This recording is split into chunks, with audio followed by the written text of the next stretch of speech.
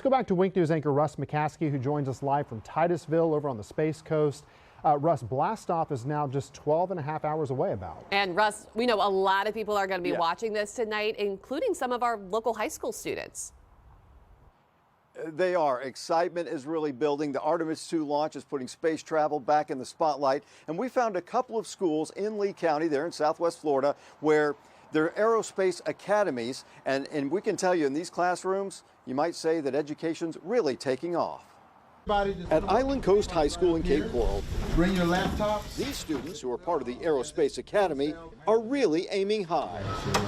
I just like space in general and just like how the planes work, what we can do to like get to certain spaces in space. The class is taught by a real rocket scientist, Dr. William Downs. I developed an instrument that actually did the permittivity studies of absorption of radar on the actual back end of the nozzle of the F-22. He flew under the radar by going from stealth fighters to teaching high school. I'm teaching because this is something that is missing. Now it's going into a sleuth maneuver as it goes into the landing spot on Mars. Where the kids can get exposed to it, to have an idea of what can I do. Because sometimes the string wants to fall off of your diameter. Dr. Downs recently took a couple dozen students on a field trip to the Kennedy Space Center.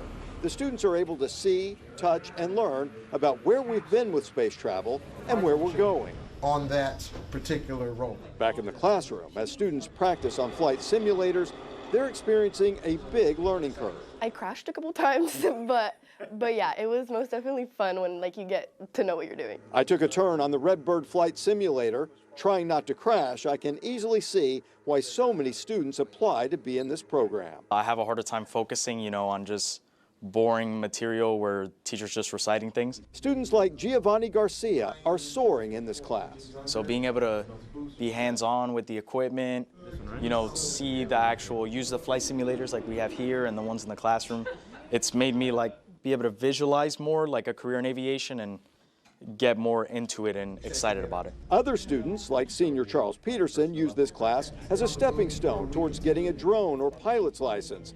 Charles has already completed his first solo flight. And I'll remember it forever as the time that I really knew since then that I wanted to fly for the rest of my life. It's just something that I knew then and there. Were you nervous at all?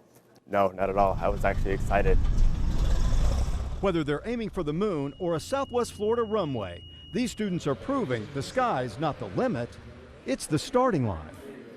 As for Dr. Downs, he says that he and his students are going to be watching tonight. We're actually going to include Dr. Downs in our coverage tonight at 6 o'clock as we gear up for the launch, which the launch window opens at 6:24 this evening, and it should be fun to see if this rocket launches. Back to you guys.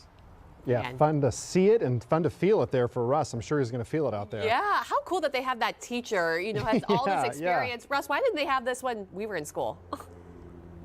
Exactly. I mean, it possibly could have changed our lives. We might be astronauts now instead of talking about it. Did you do well in the flight simulator? I held my own. All right. He didn't have me try to land, but as for flying, I was good. Landing, whole different thing. Yeah. Right. God, Russ, thanks so much.